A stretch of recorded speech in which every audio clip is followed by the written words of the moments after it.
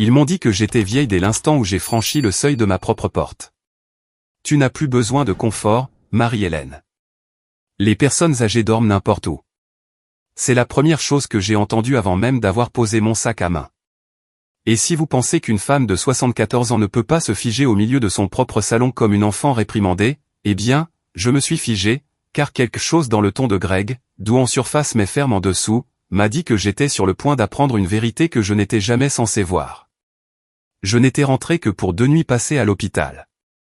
Rien de dramatique, rien qui mette ma vie en danger. Une observation de routine, du genre de celle que les médecins ordonnent quand ils ne veulent pas dire que l'âge les rend nerveux. J'avais fait une valise légère. Brosse à dents, robe de chambre, le livre de poche que mon mari m'avait acheté un jour dans une station-service. Et tout le long du trajet de retour, j'imaginais m'allonger à nouveau sur mon matelas moelleux, celui qu'Harold avait insisté pour que nous achetions il y a 30 ans, parce qu'une femme qui travaille aussi dur que toi mérite un lit qui ne lui cherche pas querelle. Mais quand j'ai descendu le couloir vers ma chambre, je me suis arrêté si brusquement que ma respiration s'est nouée dans ma gorge. La pièce était vide. Pas rangée, pas réaménagée. Vide. Le cadre de mon lit, disparu. Mon matelas, disparu. Mes tables de chevet avec leurs coins usés et la petite lampe qu'Harold avait réparée 3 fois, disparu. Même le vieux fauteuil à bascule où je gardais mon panier à tricoter. Des choses solides, familières, des morceaux d'une vie qui m'étaient restés plus longtemps que la plupart des gens. Tout ce qui restait, c'était le contour du tapis.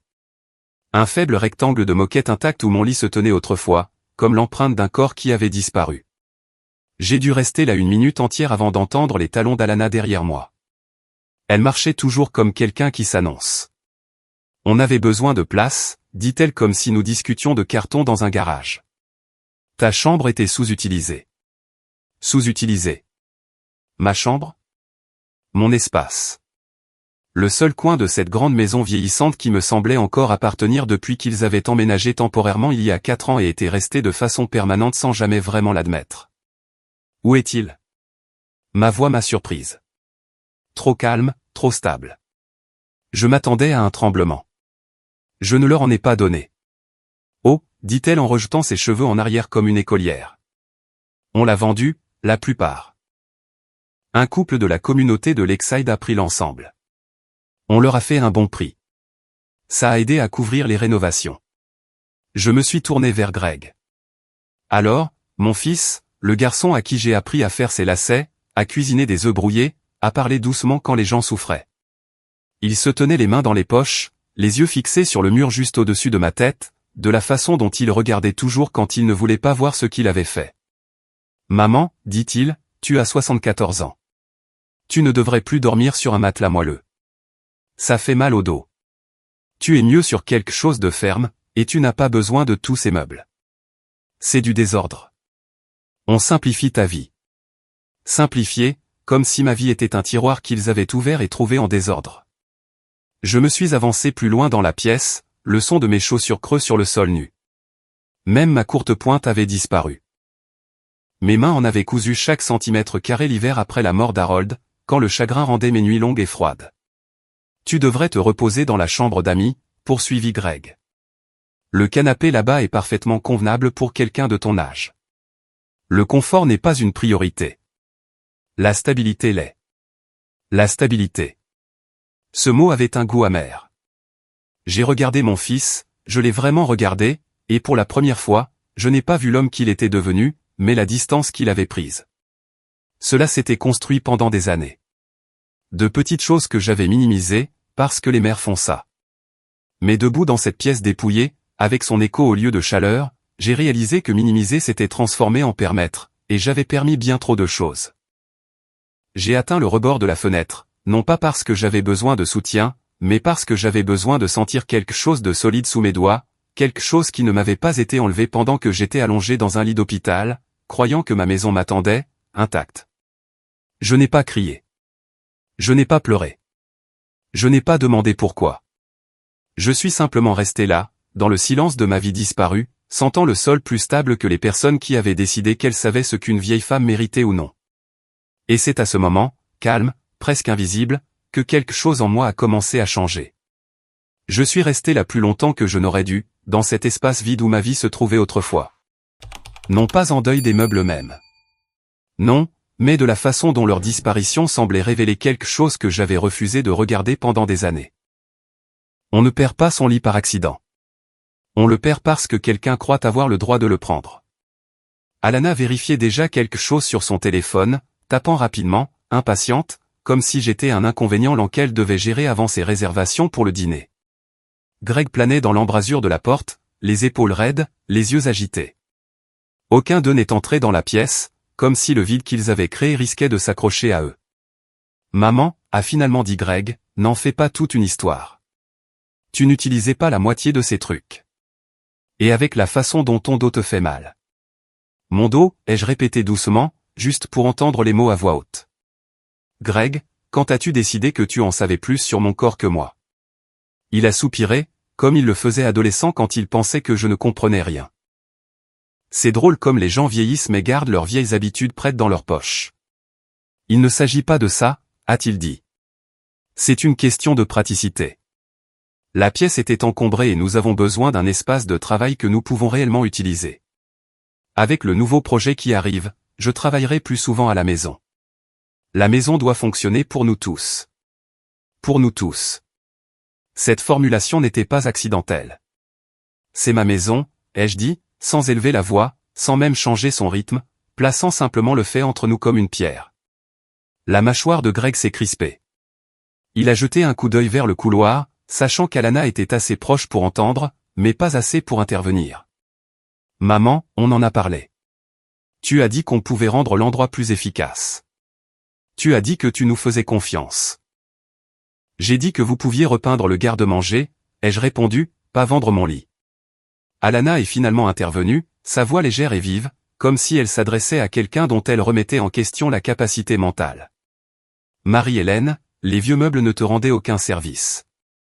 Honnêtement, tu devrais nous remercier. Cette pièce était démodée, lourde, oppressante. Nous te donnons une vie plus sûre et plus simple. Plus sûre, plus simple, des mots que les gens utilisent quand ils veulent vous réduire. J'ai passé devant elle dans le couloir, l'odeur de peinture fraîche flottant après un projet qu'ils avaient commencé sans me le dire. Des tableaux qui pendaient autrefois de travers, Harold détestait toujours redresser les cadres, étaient maintenant parfaitement alignés. Une rangée de paniers décoratifs que je n'avais jamais vus auparavant se trouvait sur la console. Ma maison avait été domptée pour ressembler à une page de magazine appartenant à quelqu'un d'autre. Où sont mes affaires, ai-je demandé. Oh, a dit Alana nonchalamment. Certaines ont été données, d'autres jetées. La courte pointe. Eh bien, elle était vraiment usée. On s'est dit. Vous l'avez jetée. Ma voix ne s'est pas élevée, mais quelque chose de tranchant l'a traversée. Elle avait des trous, a-t-elle dit sans me regarder dans les yeux. Ce n'était pas hygiénique. Les vieux tissus accumulent la poussière. La poussière, comme si le chagrin avait une date d'expiration. Je suis entré dans la chambre d'amis. Le canapé était contre le mur, étroit et rigide. Le genre de choses sur lequel on se perche lors de courtes visites, pas sur lequel on dort des nuits entières. Une fine couverture était pliée aux pieds. Le motif m'était inconnu. Tu t'habitueras, a dit Greg, appuyé contre le cadre de la porte. Ce sera bon pour ta posture, et nous aurons le bureau prêt dans une semaine. Tu remarqueras à peine le changement.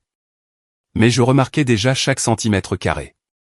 Mon corps avait peut-être 74 ans, mais mon esprit était plus vif qu'aucun d'eux ne s'en souvenait. Ils comptaient sur mon silence, le même silence que je leur avais accordé pendant des années en les aidant avec les factures, les courses, les petites urgences qui devenaient toujours plus grandes.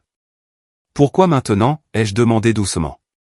Pourquoi faire ça pendant que j'étais parti? Greg a expiré lourdement.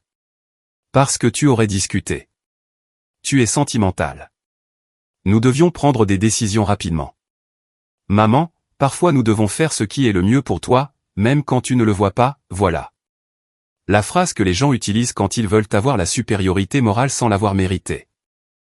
Alana a adouci sa voix de cette manière sucrée qu'elle pensait bienveillante. Nous t'aimons, Marie-Hélène. Mais tu vieillis. Le confort n'est plus la priorité qu'il était. Tu n'as pas besoin de beaucoup de choses. Trop de douceur rend les gens dépendants. Dépendants de quoi? D'un lit? Je les ai regardés tous les deux, mon fils avec ses mouvements nerveux, ma belle-fille avec son sourire poli, et j'ai senti quelque chose se mettre en place en moi. Pas de la colère, pas encore.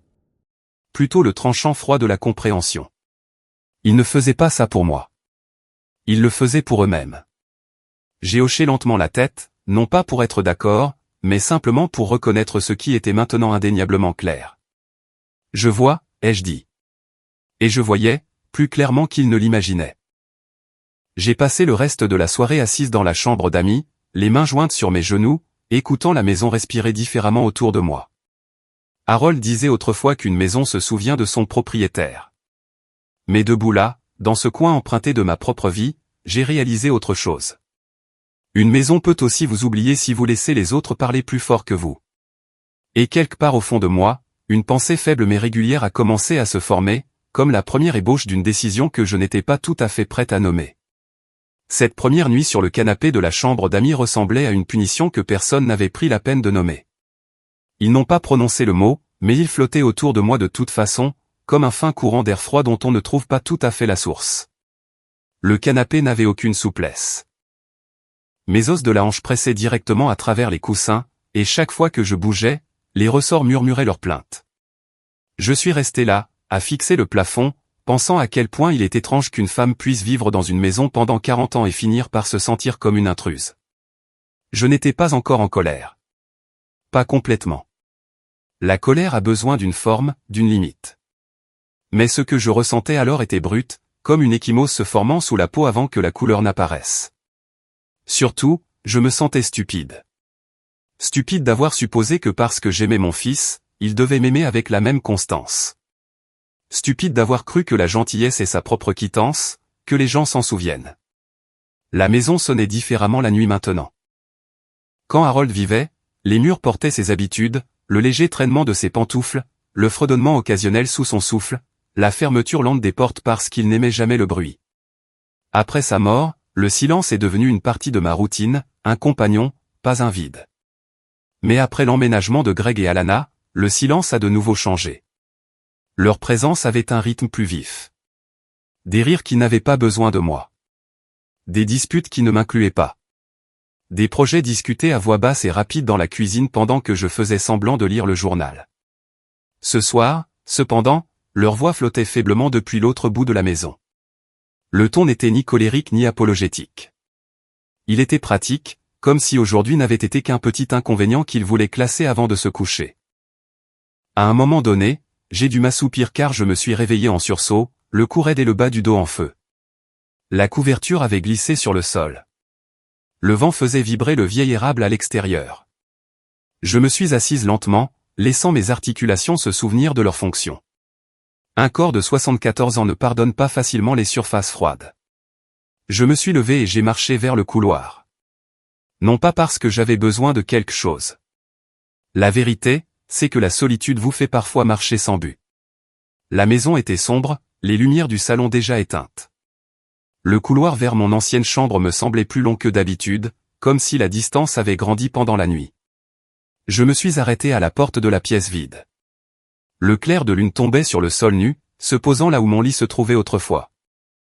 Sans meuble pour l'ancrer, l'espace semblait plus grand, mais pas d'une manière qui invitait à respirer. Il semblait abandonné, comme une pièce attendant quelqu'un d'autre, quelqu'un de plus jeune, de plus bienvenu. Je suis entré et j'ai laissé mes doigts tracer l'air là où le pied de lit se tenait autrefois. C'était ridicule, je suppose, toucher le vide comme si c'était un souvenir que l'on pouvait sentir. Mais l'âge fait quelque chose d'étrange au temps. Il place le passé juste un pouce derrière vous, prêt à se pencher en avant dès que vous tournez la tête.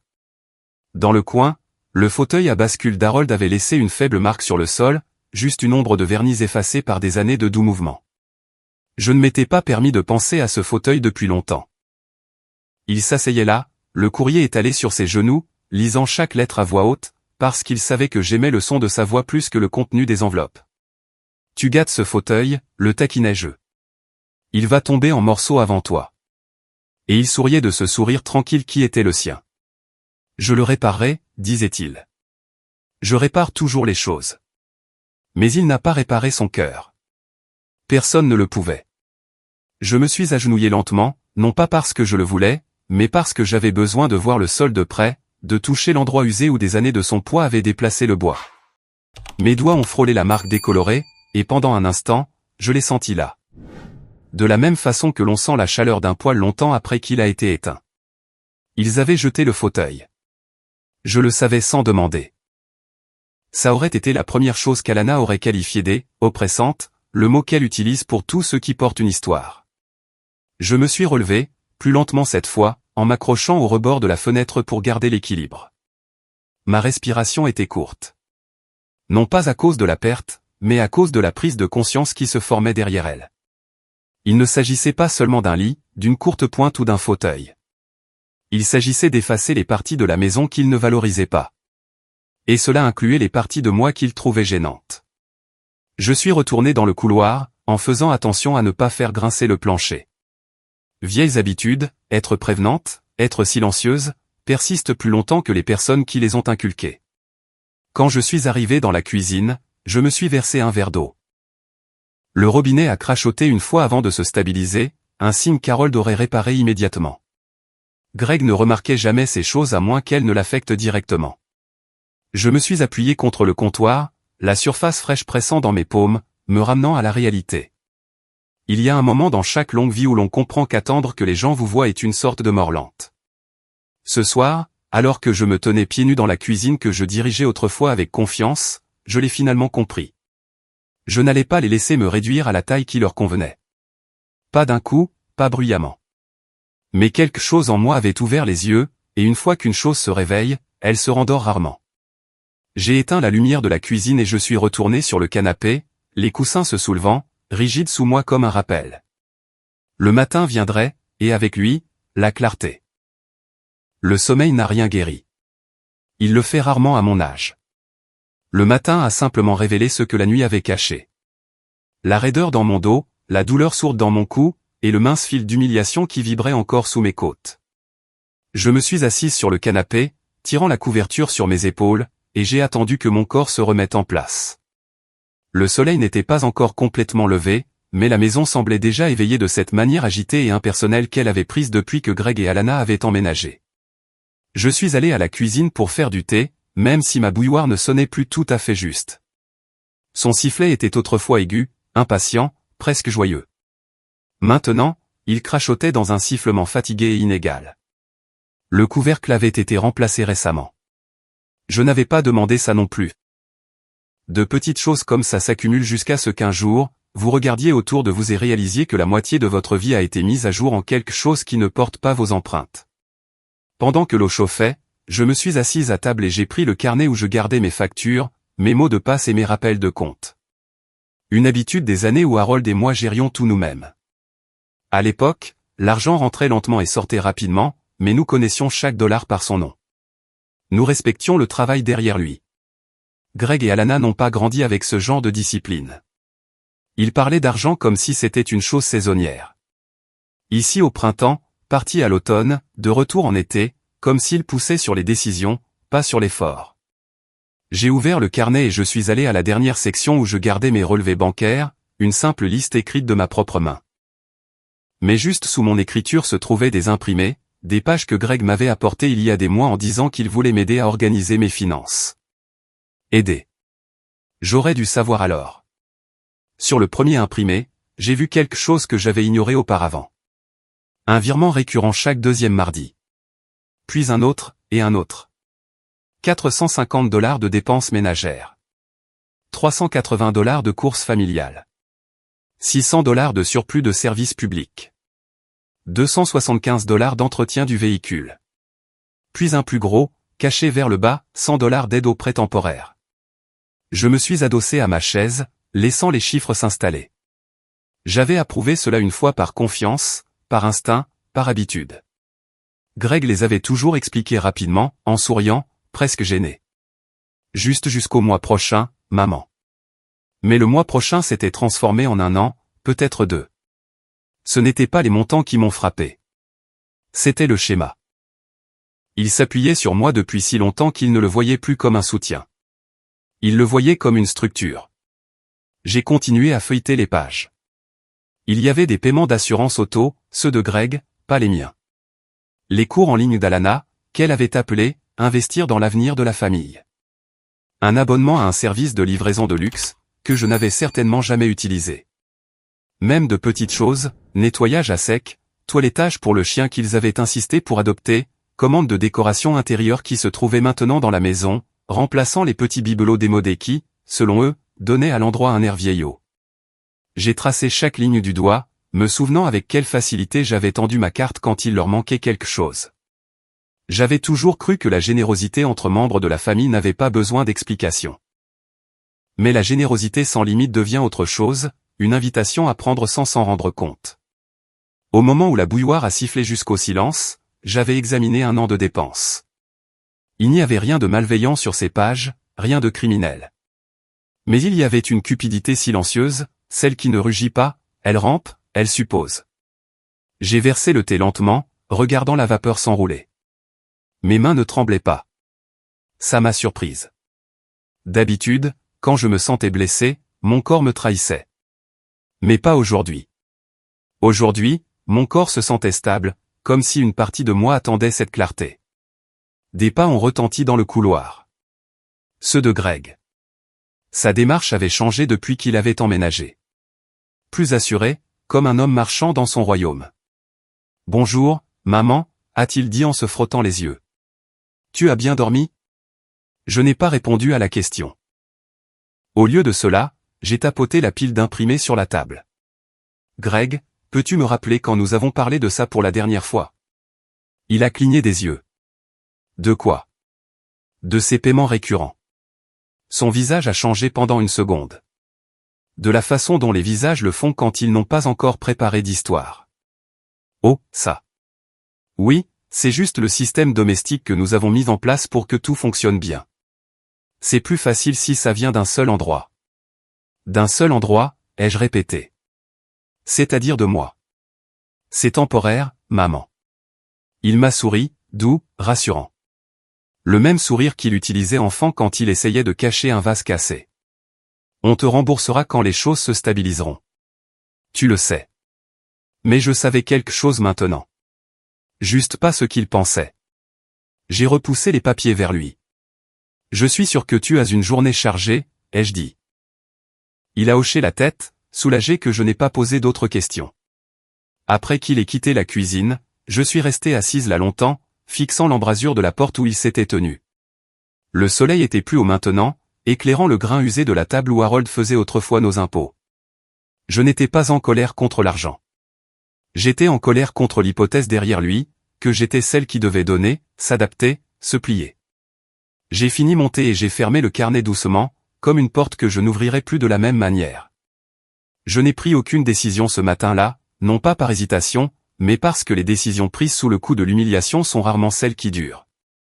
J'ai passé beaucoup de temps à la table de la cuisine, regardant la lumière du soleil se déplacer sur le plancher, pensant à combien de ma vie j'avais passé à arrondir les angles des choix des autres.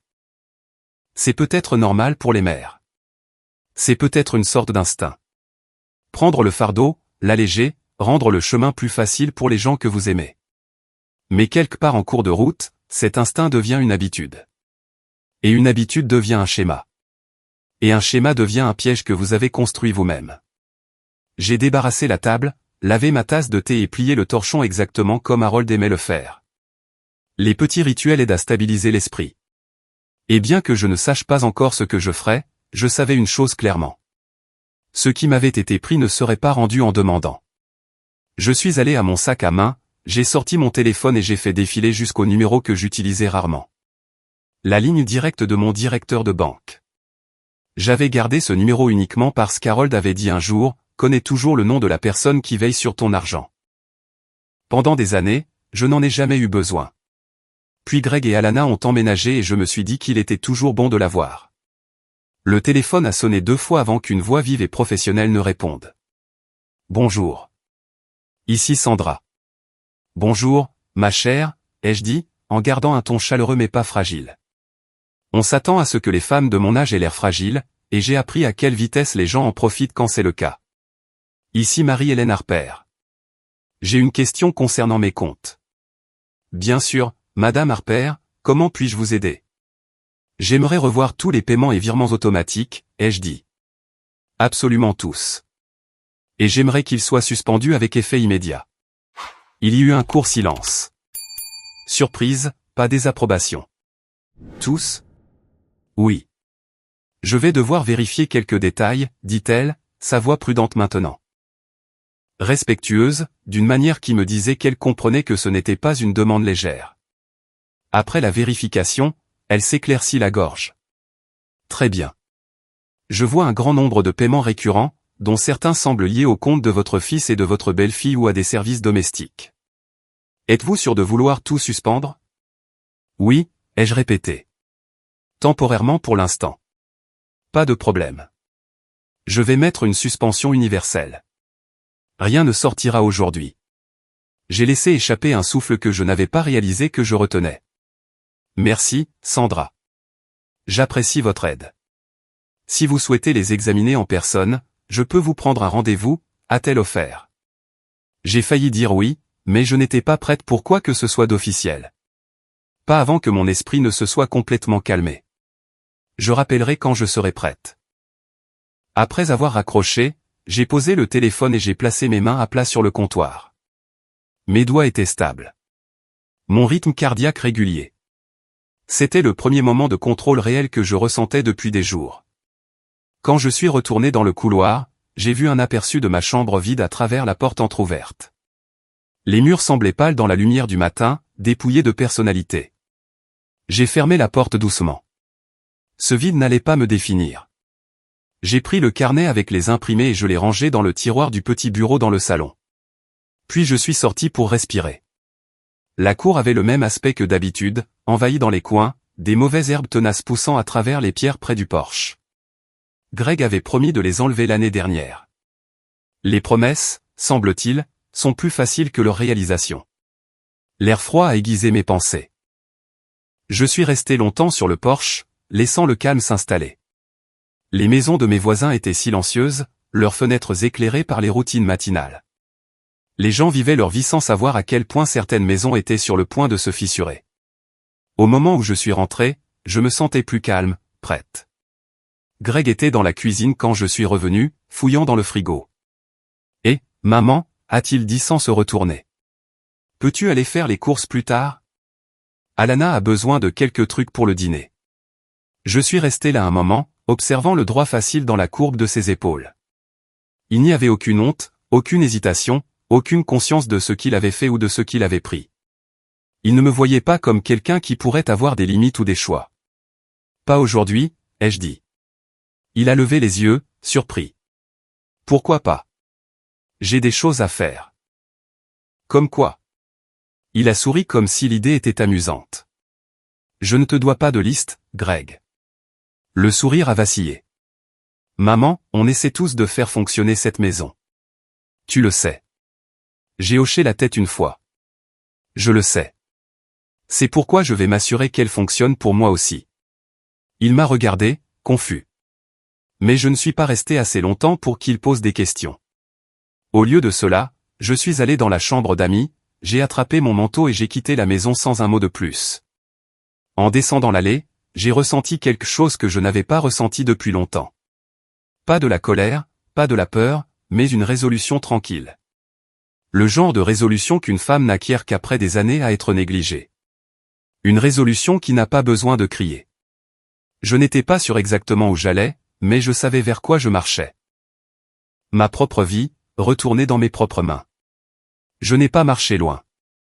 Mes genoux ne sont plus ce qu'ils étaient, et l'air froid du matin a une façon de me rappeler que les os gardent de meilleurs souvenirs que l'esprit. Mais le cabinet d'avocat n'était qu'à 4 pâtés de maison de la maison, dans une rue calme nichée entre la bibliothèque et la vieille pharmacie. Je l'avais dépassé des centaines de fois sans jamais penser que j'aurais besoin de quoi que ce soit derrière ces portes vitrées. La réceptionniste a levé les yeux dès que je suis entré. Une jeune femme, trop jeune pour comprendre le poids des décisions prises après 70 ans, mais assez polie pour reconnaître que ce n'était pas une visite de courtoisie. « Bonjour », dit-elle doucement. « Comment pouvons-nous vous aider aujourd'hui ? J'aimerais parler à quelqu'un au sujet des droits de propriété, ai-je dit. De préférence quelqu'un qui connaît les lois sur l'occupation des logements. » Ses yeux se sont un peu aiguisés. Elle comprenait plus que son âge ne le suggérait. « Avez-vous un rendez-vous ? » Non, ai-je dit, mais je peux attendre.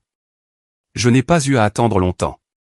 10 minutes plus tard, j'étais assise dans un petit bureau en face d'un homme d'une cinquantaine d'années, aux yeux bienveillants et à la posture qui suggérait qu'il écoutait plus qu'il ne parlait.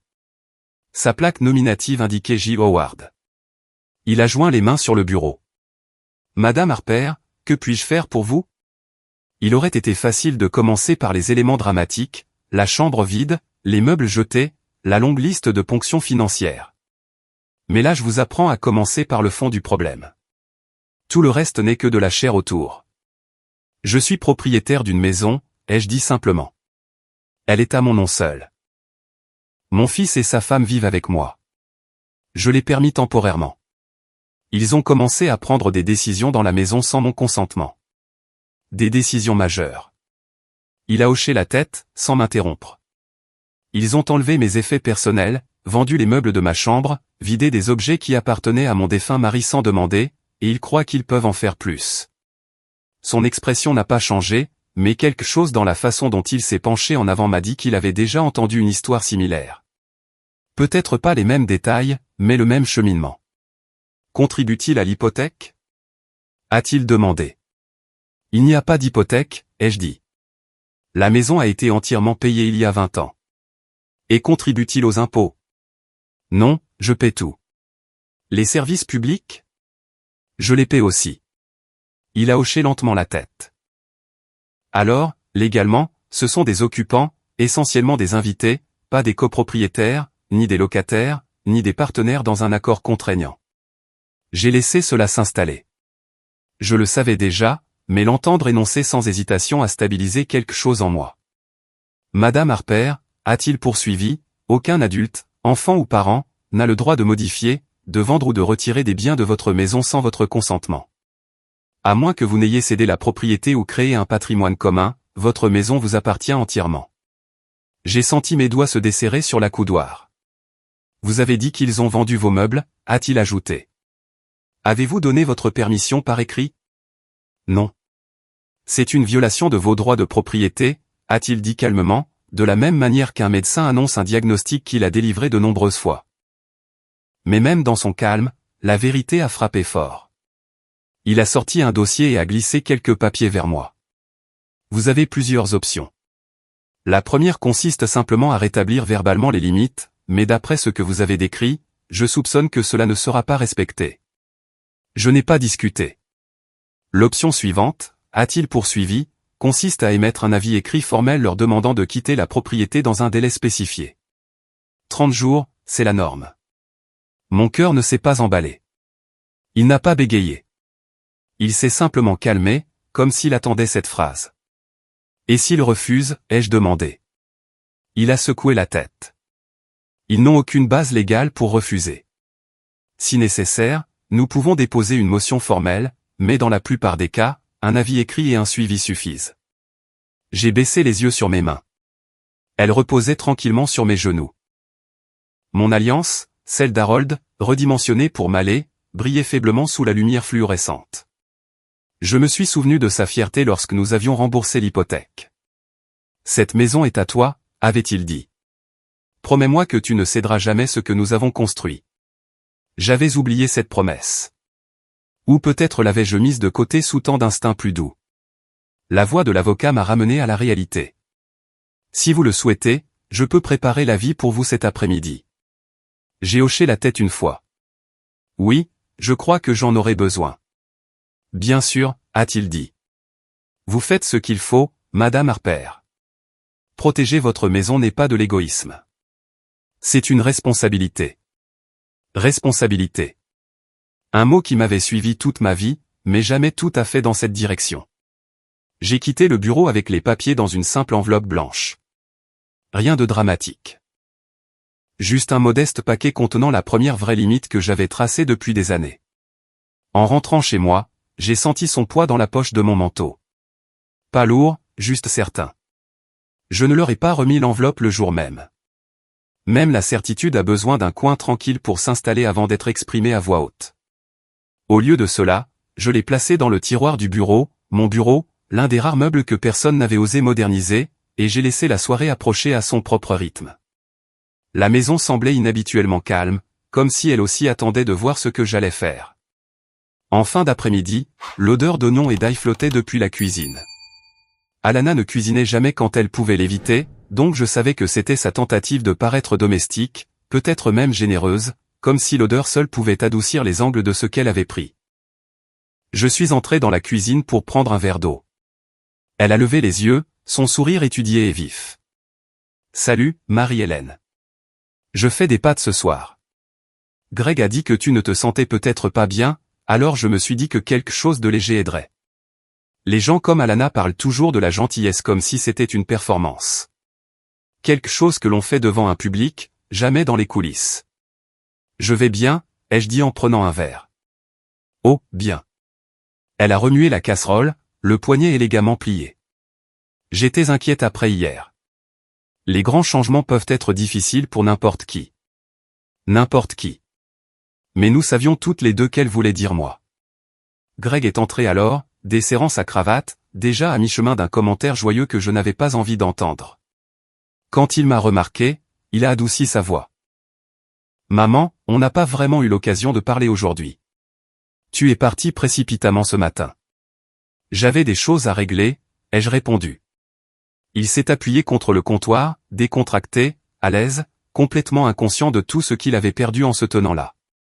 Si c'est à propos de la chambre, maman, on peut t'expliquer. Tu n'as pas besoin d'être contrarié.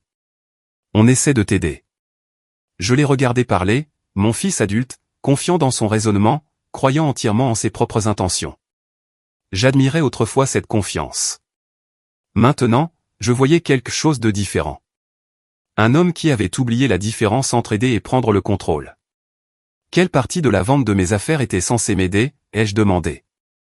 Il a cligné des yeux, pris au dépourvu par ma franchise.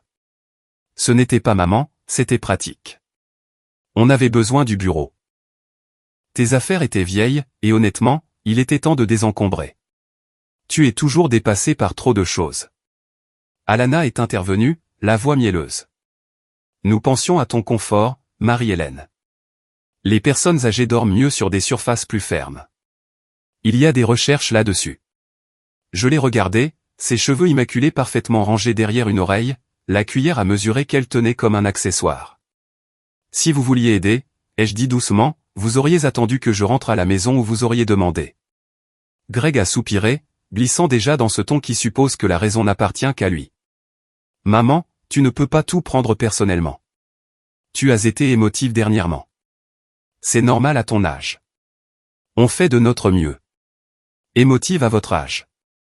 Les gens utilisent l'âge comme un bouclier pour leur propre culpabilité. J'ai posé le verre sur le comptoir et je leur ai fait face à tous les deux. Je n'ai pas besoin que vous gériez mes émotions ou ma maison. Greg a froncé les sourcils. Maman. J'ai regardé les relevés bancaires, ai-je poursuivi. Les virements automatiques, les abonnements, les dépenses. Ses épaules se sont légèrement crispées, mais suffisamment.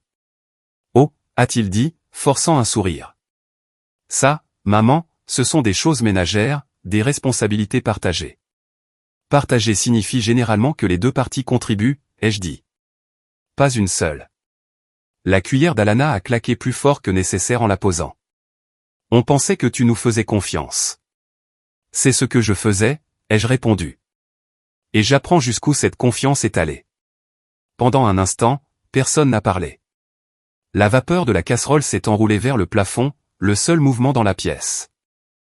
Je me sentais étrangement calme, comme si la douceur de ma voix portait plus de poids que n'importe quel ton élevé n'aurait jamais pu le faire. Finalement, Greg s'est éloigné du comptoir. Écoute, a-t-il dit, choisissant chaque mot avec soin. On sait que tu te sens déstabilisé, mais c'est toujours ta maison, maman. On n'essaie pas de te mettre dehors. On essaie juste de la rendre vivable pour tout le monde. On est une famille. Les familles s'adaptent. Oui, ai-je dit. C'est vrai. Il a semblé soulagé, interprétant mal mon ton. Alana lui a jeté un coup d'œil avec un petit signe de tête, comme s'il venait de gagner une petite négociation. Aucun des deux n'a réalisé que je n'étais pas entré dans leur jeu. Je me suis dirigé vers l'embrasure de la porte, m'arrêtant assez longtemps pour regarder les deux personnes qui croyaient comprendre la situation. Je me joindrai à vous pour le dîner, ai-je dit d'un ton égal. Après tout, cette maison est pour nous tous. Pour l'instant. Aucun des deux n'a entendu les deux derniers mots comme je les entendais, mais ce n'était pas grave. Certaines vérités n'ont pas besoin d'être comprises immédiatement. Elles ont juste besoin d'être dites. Je n'ai pas beaucoup dormi cette nuit-là non plus, mais l'éveil était différent. Plus la douleur de l'humiliation, ni la sensation d'oppression dans la poitrine qui m'avait habité depuis l'hôpital. Cette fois, c'était un tri de pensées calmes et réguliers, comme si quelqu'un à l'intérieur de moi avait enfin allumé une lumière et commencé à balayer les coins. Le matin, la maison était silencieuse. Greg était parti tôt, comme il le faisait toujours les jours où il voulait éviter les vraies conversations. Alana était au téléphone dans le salon, parlant doucement, de la manière dont les gens le font quand ils pensent que chuchoter rend leurs intentions plus nobles. Je suis resté dans la cuisine, laissant ces mots se fondre dans le bruit de fond. J'ai de nouveau ouvert le bureau, le seul vieux meuble qui me semblait encore appartenir, et j'ai sorti une boîte de photos en vrac. Je ne les avais pas touchées depuis des années. La vie a une façon de pousser les souvenirs dans des tiroirs jusqu'à ce qu'ils deviennent plus un fardeau qu'un réconfort. Mais aujourd'hui, j'ai ressenti le besoin de les étaler, de me rappeler que ma vie n'a pas commencé ici, sous ce toit, encombré par les décisions de quelqu'un d'autre. La première photo était celle d'Harold, debout devant la maison le jour où nous l'avons achetée. La peinture s'écaillait alors, le porche était de travers, la pelouse en friche, mais il se tenait là comme si c'était un palais. Elle sera à nous, avait-il dit. Vraiment à nous, un endroit d'où personne ne pourra nous chasser. J'ai tenu cette photo longtemps. Son visage avait déjà des rides, mais c'étaient des rides gravées par le travail et la fierté, pas par la déception. Je me suis souvenu comment nous avions peint ces rampes de porche ensemble, un long été, finissant tous les deux avec des traces blanches sur les genoux et les coudes. Nous avons ri tout le temps, non pas parce que la vie était facile, mais parce que nous partagions son poids. La suivante était une photo de Greg petit garçon, assis sur les épaules d'Harold, essayant d'attraper des pommes dans l'arbre du jardin. Son visage était rond et joyeux, rien de cette dureté d'homme adulte. Je me suis demandé quand exactement il avait cessé de me regarder comme sur cette photo, quand la distance avait commencé. Si cela avait été progressif ou si j'avais simplement manqué les signes parce que je voulais croire que la proximité était permanente. Photo après photo, les années ont défilé sous mes doigts. Anniversaire, dîner tranquille, repas de Thanksgiving. Harold riant si fort qu'il devait s'essuyer les yeux. Une vie de petits moments constants, et chacun d'eux me rappelait quelque chose que je ne m'étais pas permis de reconnaître. J'étais une personne entière bien avant que Greg n'ait besoin de quoi que ce soit de moi, et je serais une personne entière après. J'ai mis les photos de côté et j'ai ouvert le petit tiroir où Harold gardait ses affaires personnelles. La plupart de ses biens avaient disparu, déplacés, égarés, jetés dans un moment de négligence tranquille après sa mort. Mais dans ce tiroir se trouvait son vieux pince-billet en laiton, rayé sur les bords, et une feuille de papier pliée avec son écriture. Ce n'était pas une lettre, juste une ligne qu'il avait écrite une fois quand les réparations de la maison me submergeaient. Ne cède pas ta force, même quand tu penses bien faire. J'ai tracé les mots avec mon doigt. Il me semblait un rappel envoyé d'une partie de ma vie qui avait refusé de mourir. Je suis resté longtemps au bureau, laissant les souvenirs s'installer.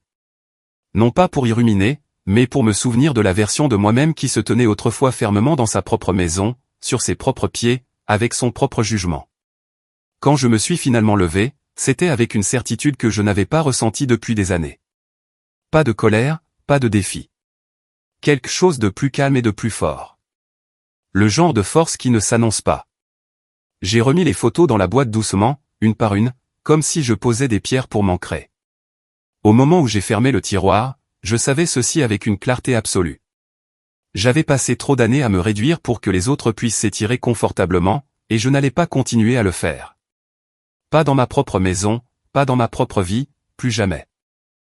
Le lendemain, je suis retourné au bureau de Howard, non pas parce que je doutais de ma décision, mais parce que les décisions de ce poids méritent d'être exécutées proprement.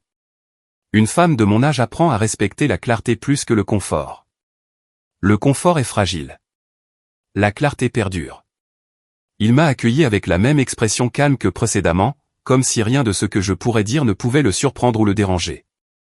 C'était un changement agréable par rapport à un foyer où chaque vérité tranquille était traitée comme un inconvénient.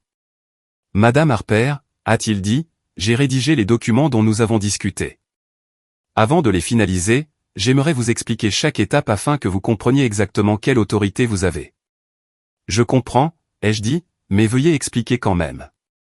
Il a apprécié cela. On peut dire quand un professionnel est soulagé de ne pas être congédié. Il a glissé une pile de papier vers moi, assez épaisse pour paraître officielle, assez fine pour ne pas submerger. Cette première section, a-t-il dit en tapotant la première page, couvre vos droits en tant que propriétaire unique. Aucun occupant, parent ou autre, ne peut modifier la propriété, retirer des biens ou revendiquer une autorité sur les décisions ménagères à quelque titre juridiquement reconnu que ce soit. Ça, je l'avais compris par moi-même, ai-je dit doucement. Oui, a-t-il hoché la tête. Mais il est important que ce soit énoncé formellement. Cela vous donne une base. Une base ? Quelque chose que je n'avais pas ressenti dans ma propre maison depuis très longtemps. Il s'est tourné vers le document suivant. C'est l'avis de résiliation de résidence. Vous leur donnez 30 jours pour quitter les lieux. Cela établit un calendrier et supprime toute ambiguïté. J'ai étudié la page. Mon nom y figurait en haut. Pas celui de Greg, ni celui d'Alana. Le mien. Le voir en caractère d'imprimerie m'a étrangement rassuré. Ils peuvent vous accuser d'être méchante, a-t-il ajouté. Mais vous êtes dans vos droits, et la gentillesse n'exige pas de tolérer le manque de respect. J'ai hoché la tête. Je sais. Il ne m'a pas pressé. Il m'a laissé lire chaque page lentement.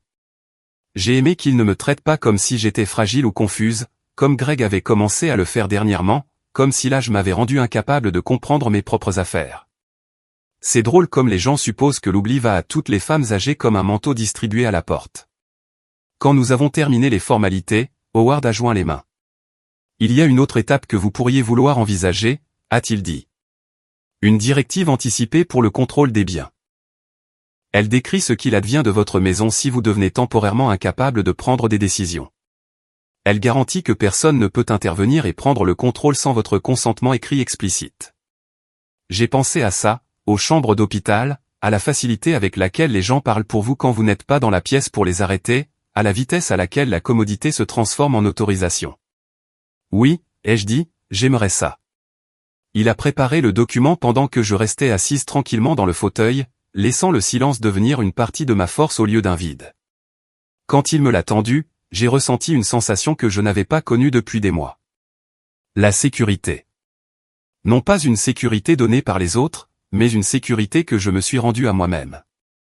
Alors que je signais la dernière page, il m'a regardé avec quelque chose qui ressemblait à du respect. Vous faites cela avec la tête froide, a-t-il dit. La plupart des gens attendent d'être désespérés. Vous êtes en avance. C'est bien. J'ai passé la majeure partie de ma vie à être en avance, ai-je dit. J'ai juste oublié que cela s'appliquait aussi à me protéger. Il a glissé tous les documents dans une grande enveloppe et l'a placé devant moi. Légère, mais pas légère. Le papier n'est pas lourd, mais les conséquences le sont.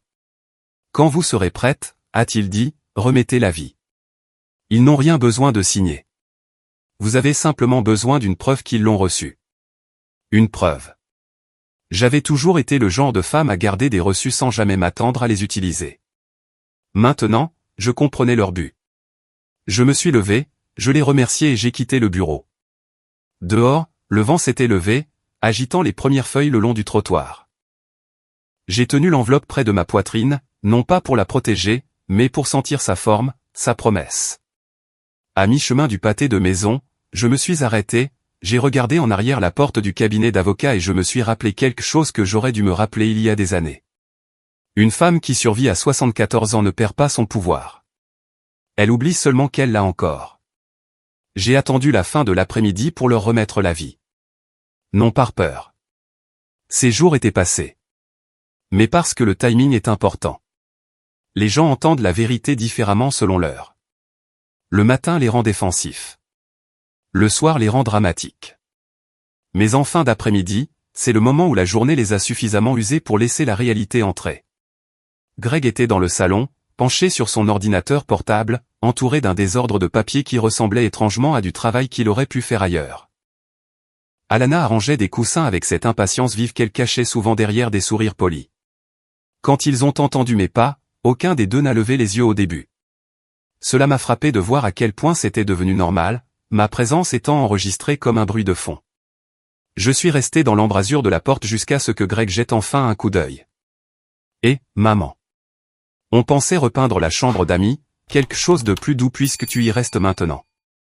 Peut-être un beige. Alana a hoché la tête comme s'il me faisait une faveur. On veut que ce soit confortable pour toi. Confortable? Un mot que les gens utilisent quand ils vous enlèvent quelque chose de plus grand. J'ai quelque chose pour vous deux, ai-je dit. Ma voix a dû sembler différente, car Greg s'est redressé, prudent. J'ai tendu l'enveloppe. Propre, fine, claire. Qu'est-ce que c'est, a-t-il demandé. Lila, ai-je dit. Il l'a ouverte. Ses yeux se sont déplacés lentement sur la page, puis plus vite, puis se sont arrêtés. Il l'a relu comme si la répétition pouvait en changer le sens. Qu'est-ce que c'est censé être, a-t-il demandé, la voix se tendant. Un avis formel, ai-je dit. 30 jours pour que toi et Alana déménagiez. Alana a arraché la deuxième page de l'enveloppe, la parcourant du regard. Tu nous expulses? Je vous demande de quitter ma maison, ai-je corrigé. Vous avez 30 jours. Greg s'est levé brusquement, les papiers tremblant légèrement dans sa main. Maman, c'est insensé.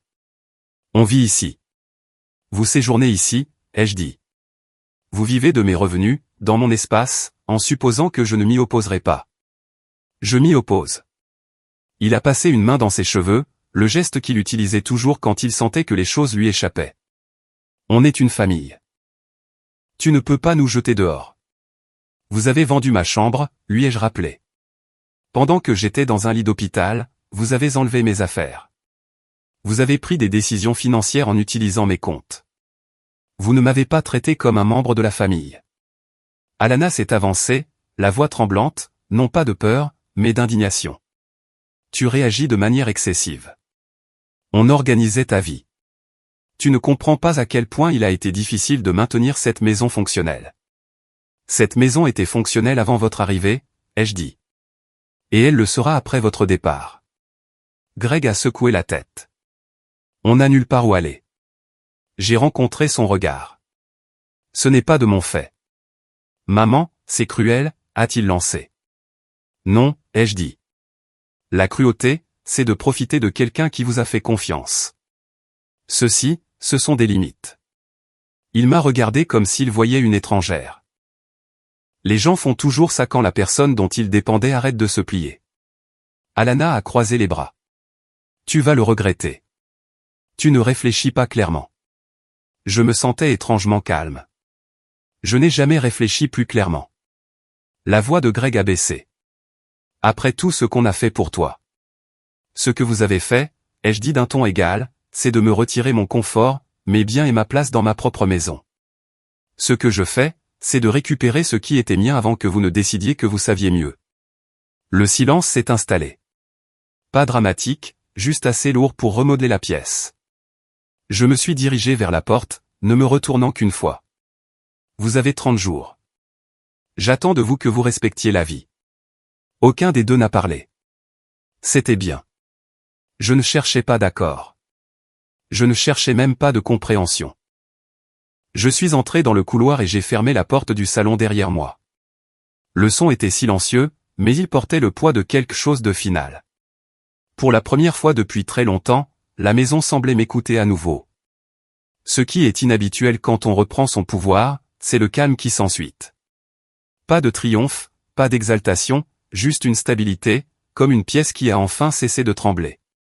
Le matin après leur avoir remis la vie, la maison semblait différente. Pas plus légère. Il y avait toujours de la tension dans l'air, mais la tension leur appartenait maintenant, pas à moi.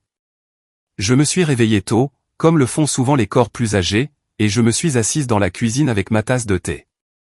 L'horloge tic-taquait doucement. Le réfrigérateur bourdonnait, des sons ordinaires. Mais Greg et Alana n'étaient pas ordinaires ce matin-là. Ils se déplaçaient dans la maison avec une raideur que je n'avais jamais vue auparavant, comme des gens marchant sur un sol en qui ils n'avaient plus confiance. Greg est entré le premier dans la cuisine. Il n'a pas établi de contact visuel. Il s'est versé du café, puis s'est tenu au comptoir comme s'il attendait quelque chose, une explication, un changement d'avis, tout signe que le monde allait reprendre sa forme familière. Je ne lui en ai offert aucun. Après un moment, il a dit, il faut qu'on parle. J'ai remué mon thé. D'accord. Il s'est assis en face de moi. Sa voix était basse, contrôlée. On peut arranger ça. Tu n'as pas besoin d'aller jusqu'au bout avec la vie. Les choses ont dérapé, mais on peut trouver une solution. Je l'ai regardé un long moment. Pas l'homme qu'il était maintenant, mais l'enfant qu'il avait été. Genoux écorchés, doigts collants, yeux confiants. Je connaissais ce garçon. Je ne connaissais pas cet homme. Qu'est-ce que tu veux arranger exactement, ai-je demandé. Le malentendu, a-t-il dit rapidement. On ne voulait pas te contrarier. On pensait qu'on aidait. Ce n'était pas un malentendu, ai-je dit. C'était un choix. Il a pincé les lèvres. Ce n'était pas comme ça. C'était exactement comme ça. Il n'a pas discuté davantage. Quand la vérité est dite simplement, même les plus défensifs n'ont plus d'endroit où se cacher. Alana est apparue dans l'embrasure de la porte quelques minutes plus tard, habillée proprement, les cheveux relevés. Elle s'habillait toujours comme quelqu'un qui attend l'admiration. Ce matin, cependant, elle n'a pas essayé de sourire. On devrait discuter de la logistique, a-t-elle dit. Si tu vas vraiment jusqu'au bout. C'est ce que je fais, ai-je répondu.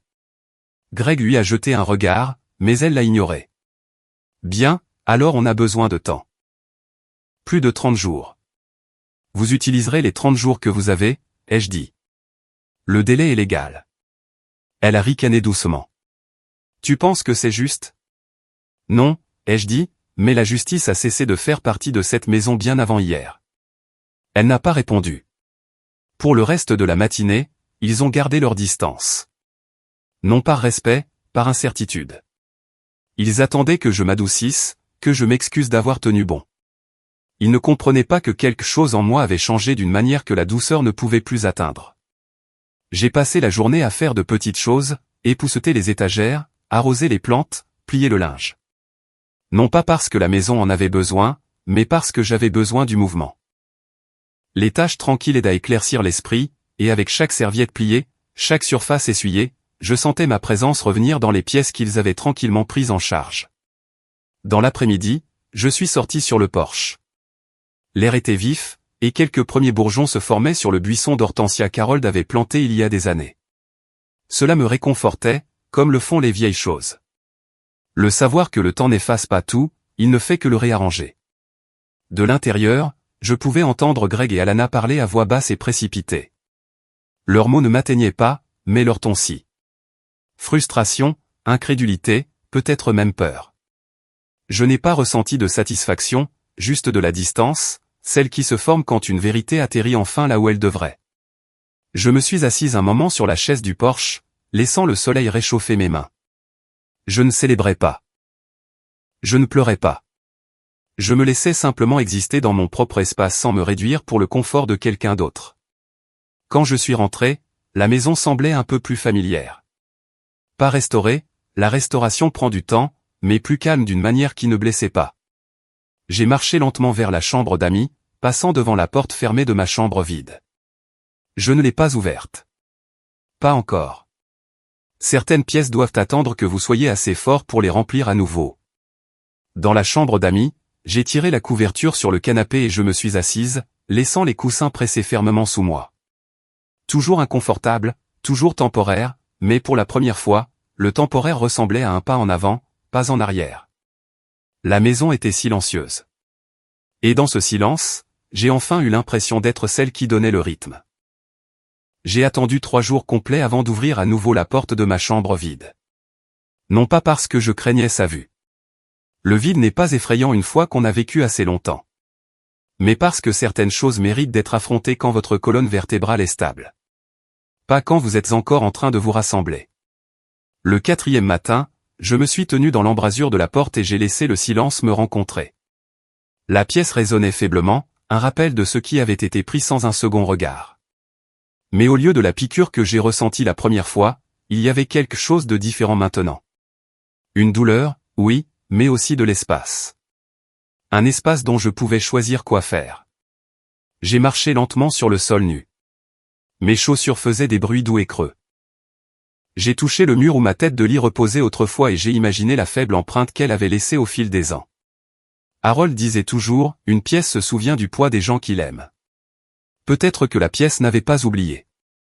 Peut-être qu'elle attendait simplement.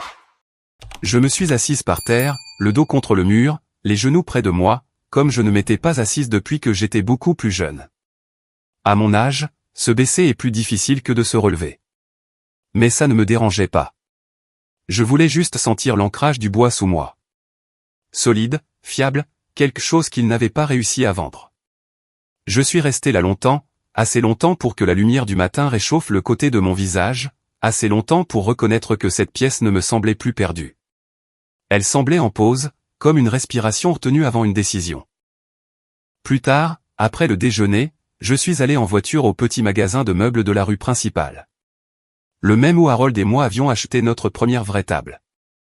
Le propriétaire, Monsieur Delaney, s'est souvenu de moi, bien qu'il ait essayé de ne pas en faire toute une histoire. « Vous cherchez quelque chose de spécial ?» a-t-il demandé.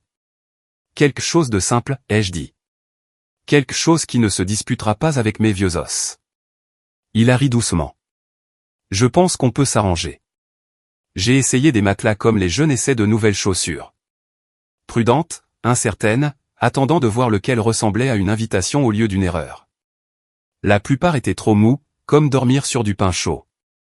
D'autres étaient assez fermes, mais creux, comme fait pour un appartement que quelqu'un quitterait dans un an. Puis il y en a eu un. Mi-ferme, rien d'extraordinaire, pas de couches inutiles destinées à justifier un prix plus élevé.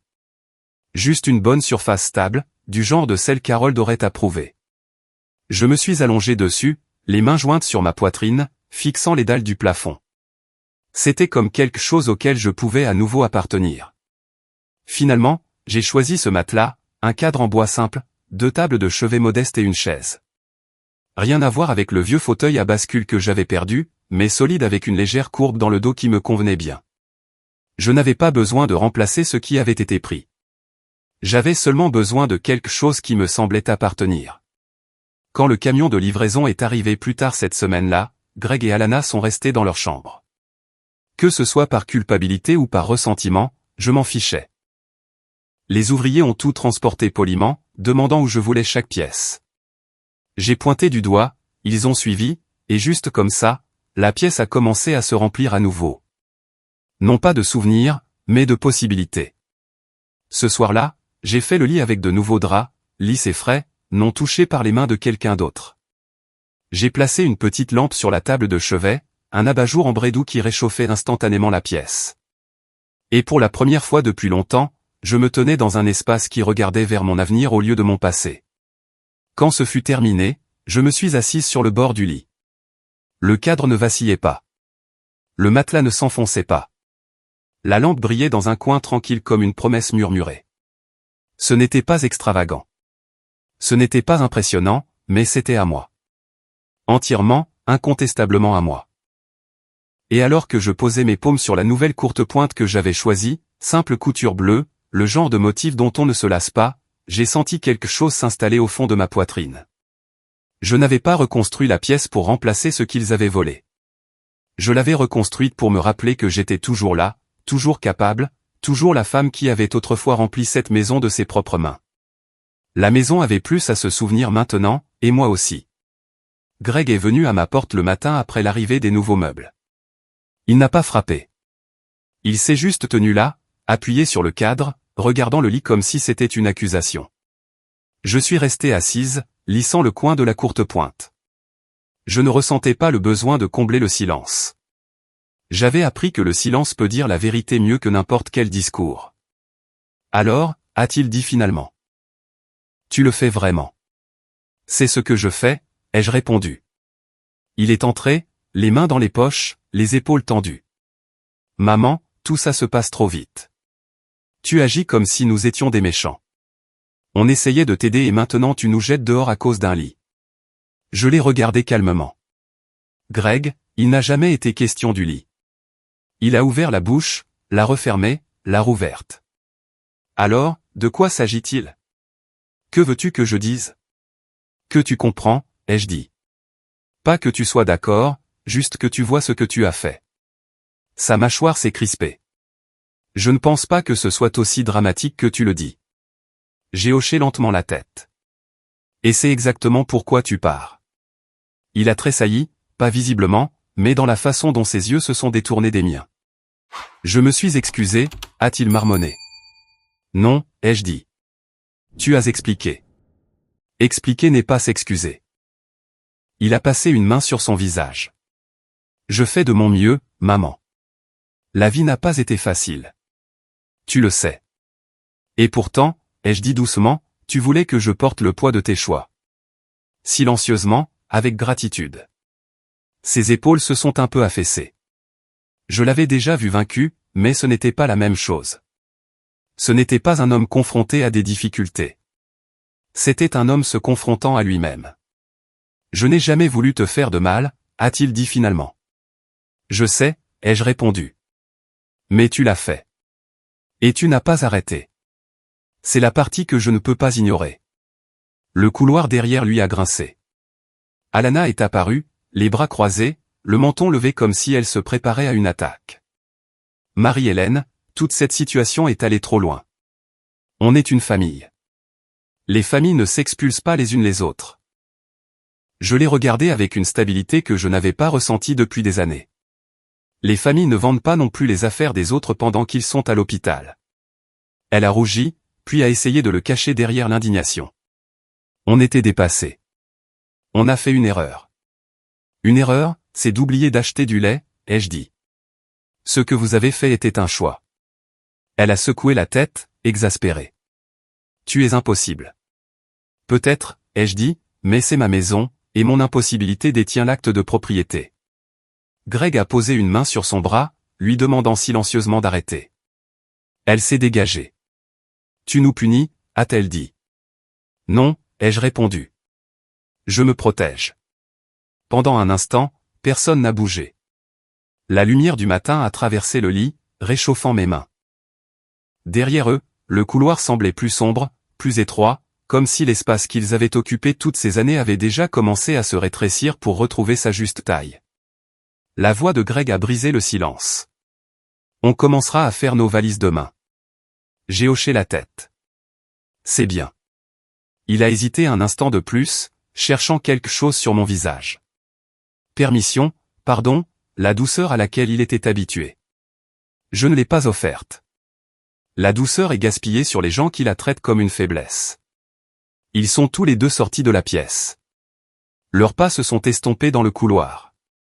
Je suis restée assise, les doigts posés légèrement sur la courte pointe. C'était la première fois depuis longtemps qu'ils quittaient une conversation plus petite qu'ils n'y étaient entrés. Ils ont commencé à faire leurs valises plus lentement que prévu, non par sentimentalisme, mais par incrédulité. Les gens qui s'approprient des choses qui ne leur ont jamais appartenu semblent toujours surpris quand le monde leur rappelle la vérité. Pendant une semaine, j'ai entendu les tiroirs s'ouvrir et se fermer, le bruissement des vêtements pliés sans soin, les disputes étouffées derrière leurs portes fermées. Parfois, ils se taisaient quand je passais, comme si j'étais l'intruse.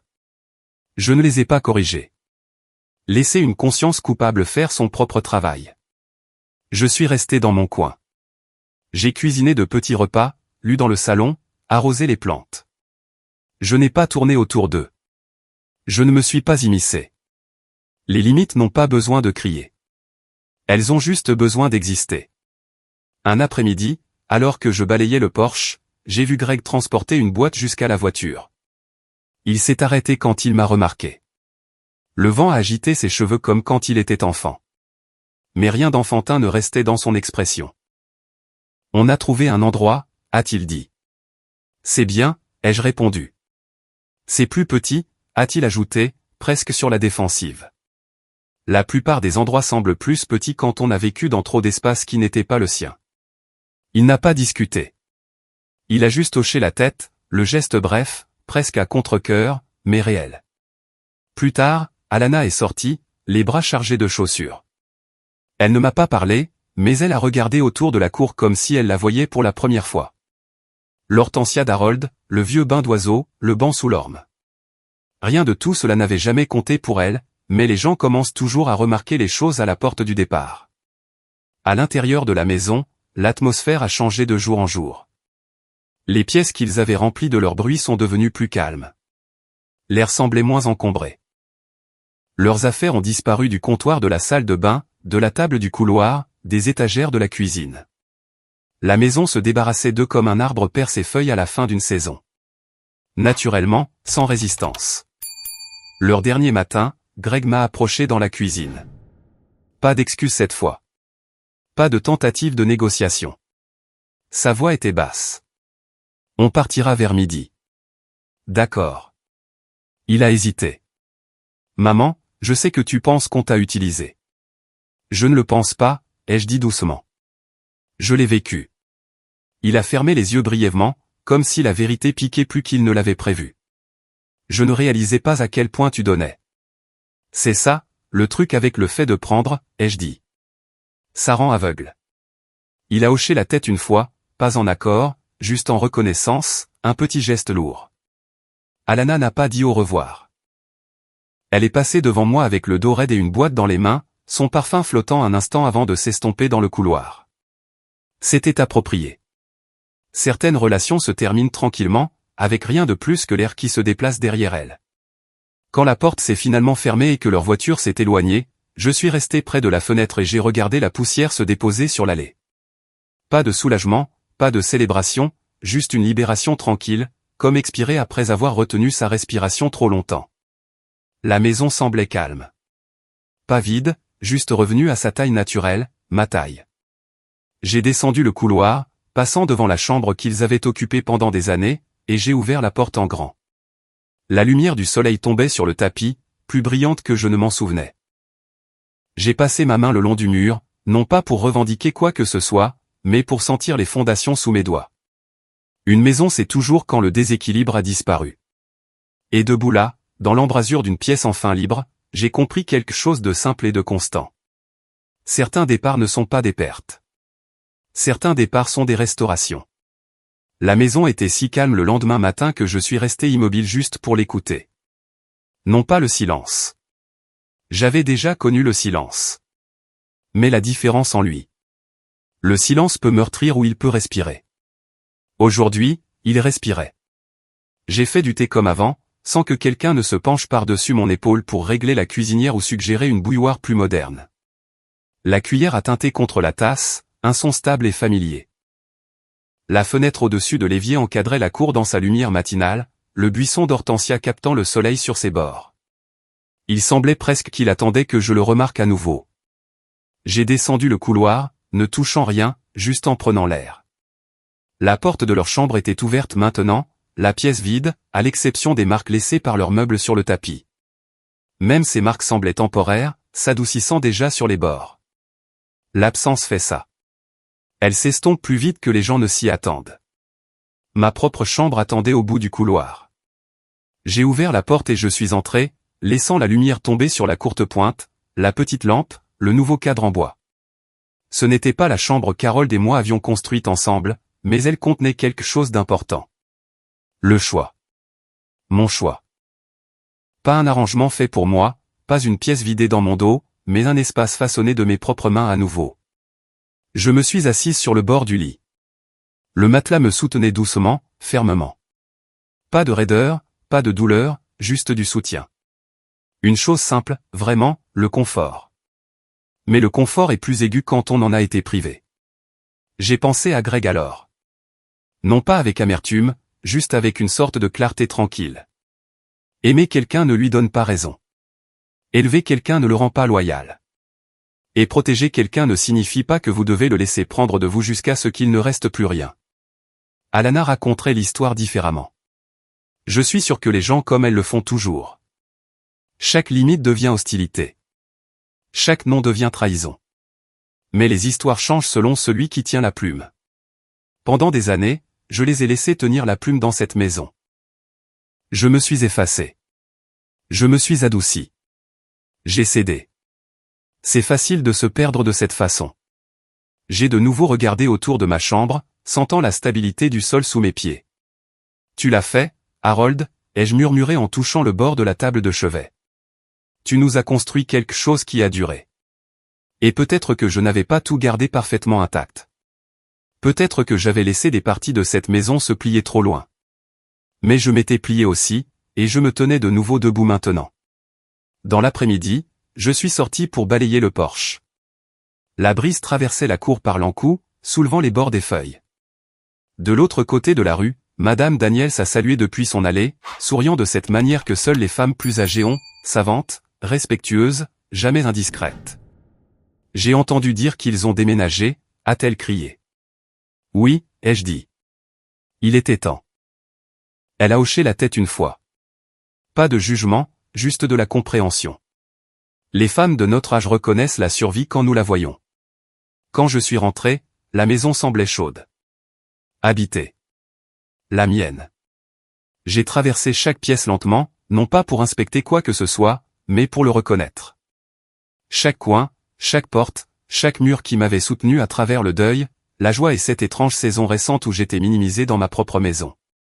Dans le salon, j'ai ouvert complètement les rideaux pour la première fois depuis des mois. La lumière a inondé le sol, vive et sans complexe. Je l'ai laissé baigner mes mains. Je ne cherchais pas un nouveau départ. À 74 ans, cette phrase sonne trop comme un argument de vente. Mais j'étais prête pour une continuation légitime, une vie revenue à sa taille naturelle, non pas réduite pour accommoder la commodité de quelqu'un d'autre. Je me suis assise sur le canapé, celui sur lequel j'avais dormi trop de nuits, et j'ai laissé le soleil m'atteindre. Pas de précipitation, pas de peur, juste le simple savoir que la dignité n'est pas bruyante. Elle n'a pas besoin de l'être. Elle a seulement besoin d'être revendiquée. Et je l'avais revendiquée. Si mon histoire signifie quelque chose, c'est ceci, vous avez le droit de reprendre ce qui vous appartient. Votre espace, votre voix, votre confort, votre vie. Et si jamais vous l'oubliez, venez vous asseoir un moment avec moi. Je vous le rappellerai. Si cette histoire a touché quelque chose en vous, restez proche. Il y a d'autres vérités qui méritent d'être racontées et d'autres femmes qui méritent de les entendre.